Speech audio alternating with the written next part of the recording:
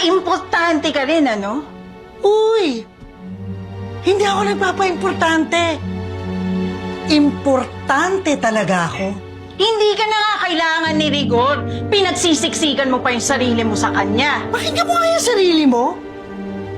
Sino ba nagsisiksik ng sarili niya sa bahay na to? Kung hindi naman dahil dyan sa dinadala mo, palagay mo, andito ka pa? Eh, nandito ako. Saka dito ko papanganak, saka papalakihin ang baby namin ni Rigor. Saka para lang alam mo, ha? Ito na ang bahay ko. Gaya nga ng sabi mo noon, hanggang kailan? Hindi ako aalis dito! Saka gagawin ko lahat para lang mawala ka sa buhay namin ni Rigor. Unti-unti nang nakikita ni Rigor na perwisyo ka sa buhay niya. Oh, galingan mo.